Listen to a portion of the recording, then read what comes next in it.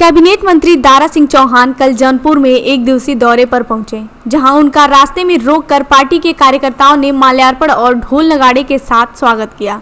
पत्रकारों से बात करते हुए कैबिनेट मंत्री दारा सिंह चौहान ने समाजवादी पार्टी के पूर्व मुख्यमंत्री दारा सिंह चौहान पर बयान दिया। उन्होंने कहा कि इस बार चुनाव में भाजपा के 80 सीटों पर सफाई कर देंगे। वहीं मुख्तार अंसारी की मौत के मामले में अखिलेश यादव द्वारा उनके घर पहुंचकर शोक संवेदना व्यक्त करने के दौरान बीजेपी पर लगाया गया आरोप न्यायिक अभिरक्षा में हुई मौत के सवाल पर उन्होंने कहा कि अखिलेश यादव के पास आरोप लगाने के अलावा कोई दूसरा काम नहीं है। दारा सिंह ने और क्या कुछ कहा, देखिए इस रिपोर्ट में। जेल की स्थिति काफ़ी गड़बड़ है और तमाम समय समय बातें सामने आती हैं कि लोग अभी भी यहाँ जेल से बात कराई जाती है, टेलीफोनिक ऐसी बातें सामने आ रही हैं। कुछ दिन पहले कुछ लड़ाई झगड़े बराबर होते रहते हैं। तो क्या लगता है जिला जेल में सब कुछ ठीक चल रहा है अभी? देखिए, ये आपने हमारे संज्ञान में डाला है, क्योंकि अभी तक तो विभाग की जिम्मेदारी मिलने के बाद उसी दिन से 12 तारीख को विभाग की जिम्मेदारी मिली।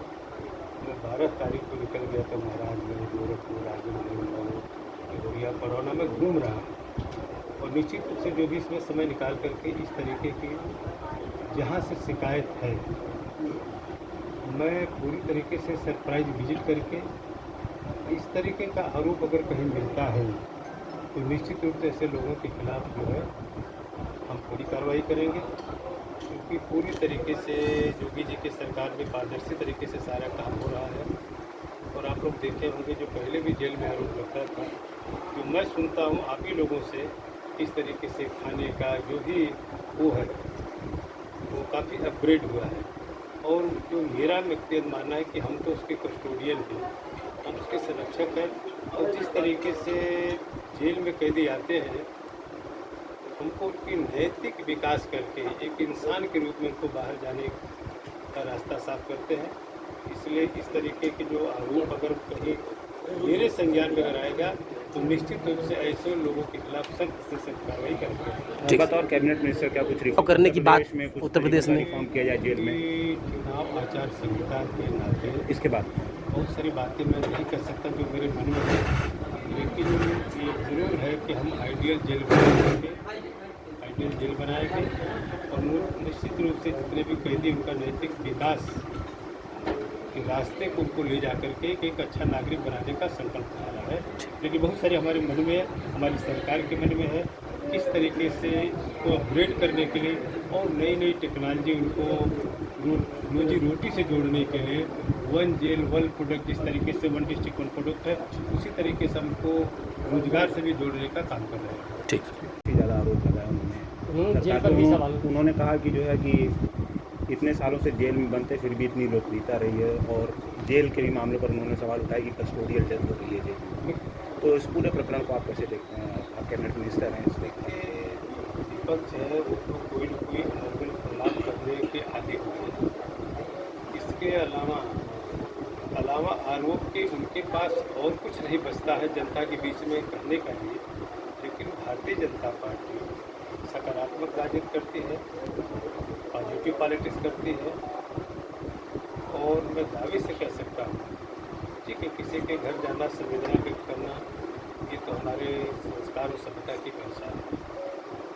लेकिन जो भी आरोप लगा रहे हैं वो निश्चित रूप से पूरी तरीके से बेबुनियाद है, इसलिए कि अभी न्यायिक जांच और प्रशासनिक जांच प्रक्रिया में है। इसलिए इस बीच में कोई प्रक्रिया व्यक्त नहीं कर सकते हैं। जल्दी परिणाम आने के बाद दूध का दूध, पानी का पानी हो जाएगा। वो कह रहे हैं कि धीमा जहर दिया गया और इस तरह की स्लो पॉइजन की बात सामने आ रही है। इस तरीके का आप क्या कहते हैं कि इसमें? ये बताना, ये पूरी तरीके से बेबुनियाद है। ये आरोप पूरी तरीके से बेबुनियाद है।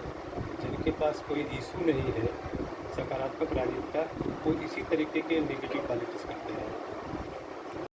देखिए, मैं जब से लखनऊ से चला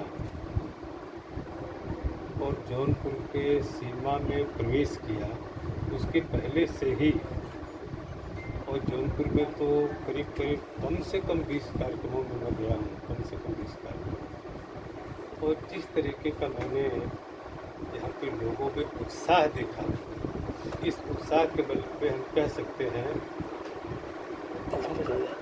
कि अब यहाँ की सीट तो बीजेपी जीतने ही जा रही है।